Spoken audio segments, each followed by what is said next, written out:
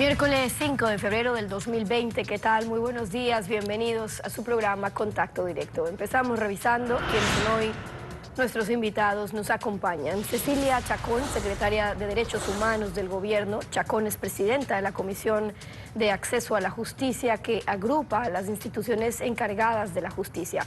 El informe de la Comisión Interamericana de Derechos Humanos recomienda a la justicia investigar, sancionar los actos de violencia en la protesta social de octubre. ¿Es correcto? El gobierno no debe volver a criminalizar la protesta social. Lo vamos a conversar.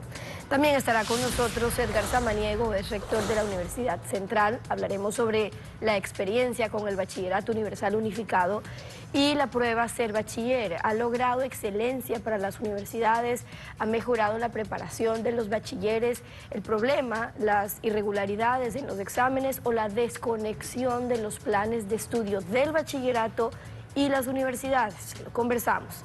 Y además estará Caterina Costa, presidenta del Comité Empresarial Ecuatoriano. A 2 años de que el gobierno pretende que el sector productivo privado sea el motor de la economía, ¿cuáles son los resultados con el sector productivo privado colaborando en el frente económico en lugar del equipo del expresidente Rafael Correa? ¿Qué falta y qué sobra? El presidente de la República, ante la seguridad o la creciente inseguridad ciudadana, Lenín Moreno exige que la Asamblea apruebe reformas al Código Integral de Seguridad y a la Ley de Movilidad Humana. Las reformas a la Ley de Movilidad permitirían la expulsión y deportación de extranjeros que cometan delitos. Según el presidente de la República, Lenín Moreno, la Asamblea está en deuda con el país porque en más de 2 años no ha aprobado su proyecto de reformas al Código Integral de Seguridad y tampoco las modificaciones a la Ley de Movilidad Humana que envió el pasado 31 de julio. Moreno afirma que los cambios planteados permitirían incluir mecanismos eficientes de deportación y expulsión. Porque nos permitirá expulsar y deportar a aquellos extranjeros que vienen al país a delinquir y que son encontrados cometiendo delitos. Los hermanos del mundo siempre son bienvenidos, los delincuentes no. Es que con la ley actual no se ha hecho nunca una deportación, denunció la ministra de Gobierno María Paula Romo. En este momento, ¿qué es lo que exige la ley? Primero, que sean sentenciados, es decir, que pase todo el proceso penal y reciben sentencia, y luego que pasen la pena. Después de haber cumplido la pena, es apenas que el país podría enviarlos a sus países de origen. Además, la reforma incluiría procedimientos para impedir la entrada de personas con perfiles de riesgo o de aquellos que tengan antecedentes judiciales. De su lado, el comandante de la policía, Patricio Carrillo, dijo que estos mecanismos ya son necesarios. Para identificando contravenciones y delitos, someterlos a la administración de justicia o ponerlos en la frontera a los extranjeros, pero también para los nacionales. Es importante que nosotros podamos tener nuevamente competencias de tránsito. También anunció la creación de un grupo de inteligencia que se encargará de determinar cómo los grupos de delincuencia internacional ingresan armas al Ecuador que son usadas en el cometimiento de delitos. La actualidad, los protagonistas, el análisis y la información en Contacto Directo.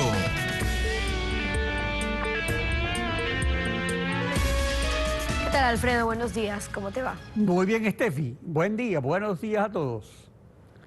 La Secretaría de Derechos Humanos resalta el logro del gobierno de haber conseguido la plena vigencia de los derechos humanos en 2017 y sustituye esta secretaría al desprestigiado Ministerio de Justicia y Derechos Humanos que extravió el informe del perito forense sobre los móviles del asesinato del general Gabela, ex comandante de la FAE.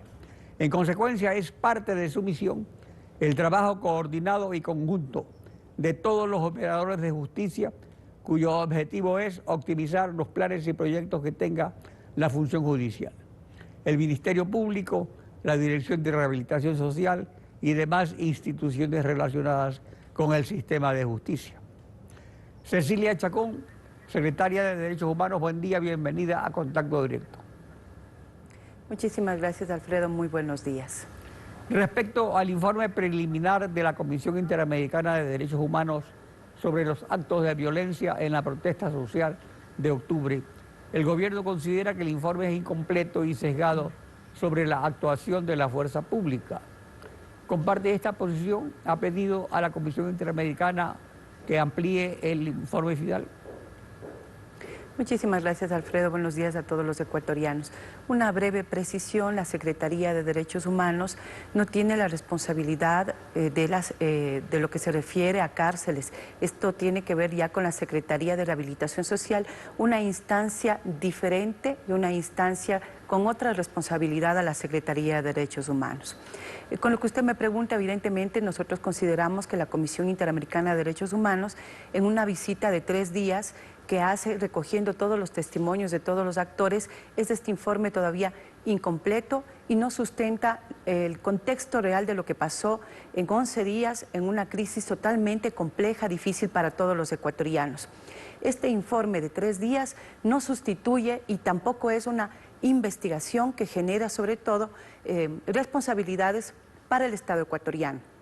Las responsabilidades para el Estado ecuatoriano tienen que verse a través de investigaciones completas, serias, que tiene que hacer la justicia ecuatoriana en primer lugar, y sobre esa justicia ecuatoriana el Estado ecuatoriano en sus responsabilidades cumplirá todo acto que significa el compromiso de los derechos humanos con todas las personas involucradas. Entonces, este informe emitido por la Comisión Interamericana es incompleto, no genera todavía la acuciosidad de una investigación, pero sobre todo la Comisión Interamericana no establece criterios de reparación, sino recomendaciones para que estos hechos no se vuelvan a repetir. En esas recomendaciones, en el informe preliminar, la Comisión Interamericana recomienda a la justicia que investigue y sancione la violencia contra servidores de la fuerza pública.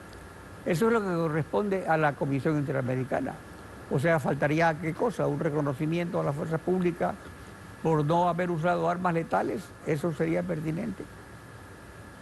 Esta recomendación tiene que también ser pertinente al informe verbal que hizo la representante de la Comisión Interamericana aquí el último día de la visita en la Cancillería ecuatoriana, que significa separar los hechos de una manifestación pacífica a separar hechos convertidos en delincuencia y en violencia común, y sobre todo que estos hechos sean sancionados por la justicia ecuatoriana, que es la única responsable de emitir este criterio y de sobre todo de evidenciar cuáles fueron los móviles, las intenciones, que sobre todo el Ecuador vivió un momento no solo de una manifestación y una protesta social, sino de un evidente momento de crisis política en la cual estaba el riesgo, el sentido del Estado ecuatoriano, en riesgo la democracia.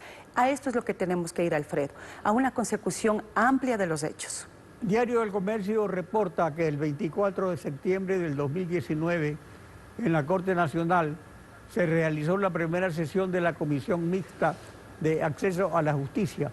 Estuvieron presentes autoridades del Consejo de la Judicatura, la Corte Nacional, el Ministerio de Inclusión Económica y Social, la Defensoría Pública y Fiscalía. ¿Le corresponde a usted coordinar la acción de la justicia en este caso? O sea, coordinar lo que recomienda la Comisión Interamericana. Alfredo, hay que separar dos momentos. En este caso muy particular, la Secretaría de Derechos Humanos es la instancia del gobierno ecuatoriano, del Estado ecuatoriano, responsable sobre todo de cumplir las obligaciones del Sistema Interamericano de Derechos Humanos, del Sistema Universal, de las recomendaciones de la Corte Interamericana y de la Comisión Interamericana. Esa es la responsabilidad de la Secretaría. Cuando la Secretaría tiene ya la responsabilidad de ser la presidente de la Comisión Mixta de Acceso a la Justicia, tiene otro fin, que es el acceso a la justicia, que tiene que ver sobre todo de las herramientas e instrumentos en cuanto a violencia por género. No confundamos, son dos instancias distintas, no comprometen nuestra actuación en la independencia de la justicia, sino que hace un trabajo articulado y coordinado para que los instrumentos que establece la Fiscalía, el Consejo de la Judicatura, la Corte, sean instrumentos que faciliten el acceso de la justicia, a la justicia por parte de niños, niñas y mujeres en situaciones de violencia. Son dos cosas distintas.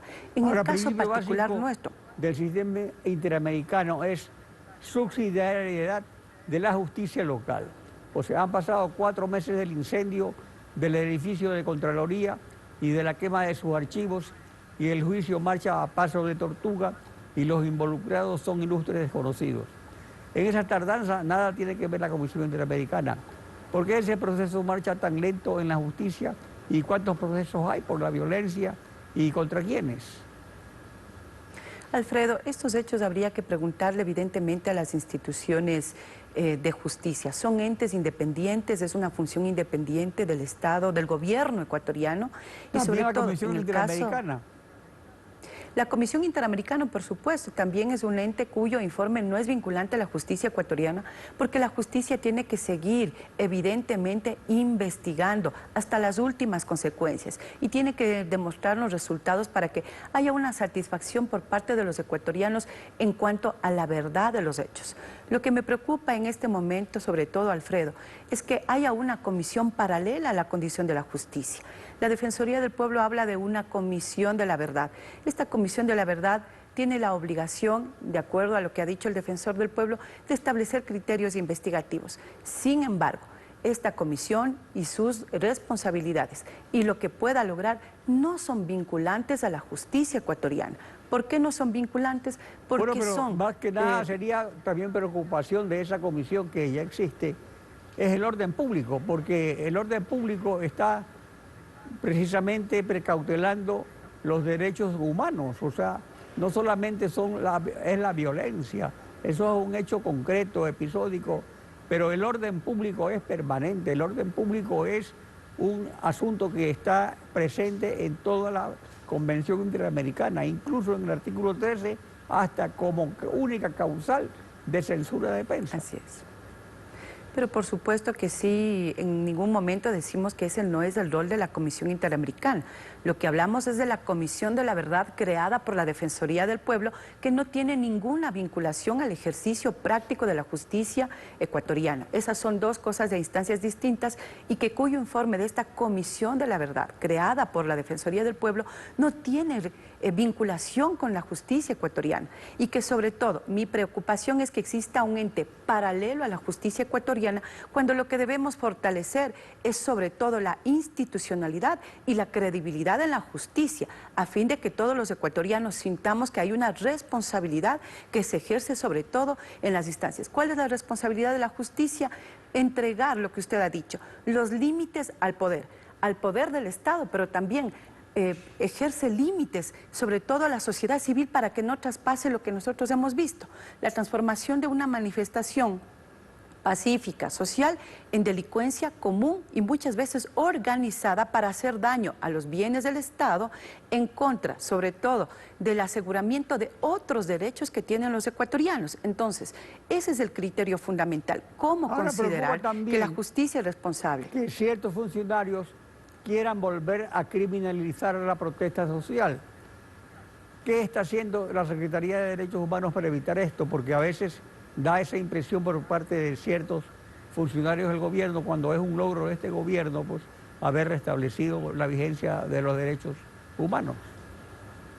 Por supuesto, no existe la criminalización en cuanto a la protesta social, sino la identificación de hechos violentos, la identificación de hechos que son delincuencia y la identificación, obviamente, de responsables de esos hechos. Por lo tanto, la criminalización no existe ni a dirigentes ni a personas que están en el marco de la protesta social, porque eso garantiza sobre todo nuestra Constitución, garantiza la vocación del gobierno del presidente Lenín Moreno. Lo que sí estamos identificando y definiendo es que esa protesta social no tiene que ser confundida, ni tampoco la protesta social pacífica tiene que amparar hechos delincuenciales. Es decir, no podemos decir que ha habido una manifestación pacífica que ampara hechos de delincuentes o delincuenciales y que son violentos y que atentan contra los bienes del Estado. Hay que esperar que actúe la justicia, que es independiente de cualquier comisión de la verdad y de la Comisión Interamericana de Derechos Humanos, para que así el orden público sea protegido y la protesta social tenga lugar. Cecilia Chacón, gracias por acompañarnos en Contacto Directo. Muchísimas gracias. Estefi. Nos vamos a una pausa y al regresar estará Edgar Samaniego, es rector de la Universidad Central. Hablamos sobre la experiencia de la prueba Ser Bachiller y del Bachillerato Universal Unificado. ¿Ha llevado excelencia o frustración a la educación? Manténgase en nuestra sintonía.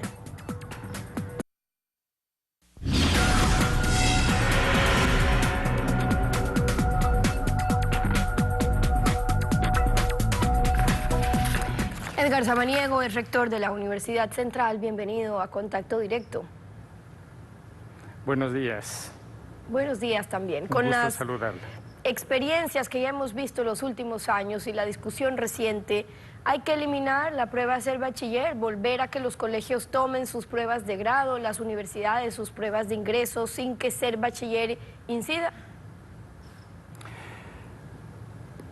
La evaluación es un proceso tremendamente necesario e inexcusable en todos los actos de la vida y más todavía en actividades tan sensibles como es la educación, y aún mayor significado tiene la educación superior.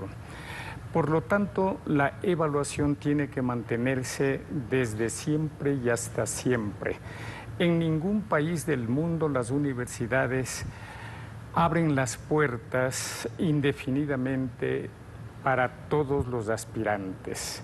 De otro lado, tenemos que considerar y aceptar que nuestro nivel medio de educación producen cohortes cada vez más numerosas, en tanto que las universidades, como es lógico y aceptable, tienen cupos. Vea usted que en determinadas facultades, por ejemplo, se presentan 3 y 4 mil inscritos y el cupo es apenas de 300, de tal manera que tiene que haber un modo y una forma de seleccionarlos. Ahora, que este método de evaluación no puede ser ni desadaptado ni punitivo, es obvio, y que tiene que ir evolucionando año tras año conforme evoluciona la sociedad. Claro, ahora justamente en esa línea, que exista una prueba de evaluación de aptitudes y habilidades no está en discusión, sino quién la hace, cómo se la hace. El propio INEVAL ha reconocido que pensar que una sola institución es capaz de definir todo lo que está relacionado a una evaluación es un error, pero por eso en teoría se trabajaba con instituciones educativas. Pero volvemos a que ahora las universidades privadas o los establecimientos dicen: esa prueba no está bajo parámetros que nosotros hubiésemos considerado, o estudiantes diciendo: no me toman lo que consta en la malla curricular de nuestro colegio. Bueno, las pruebas, la trifulca y el estallido se ha producido en la universidad pública, no en la universidad privada. De tal manera que en la universidad pública y concretamente el organismo del CNESID encargado de practicarla y de realizarla y de elaborarla, tiene que estar, repito, atento a la evolución permanente que la educación tiene aquí y en cualquier parte del mundo. Tiene que irse perfeccionando. No creo que podamos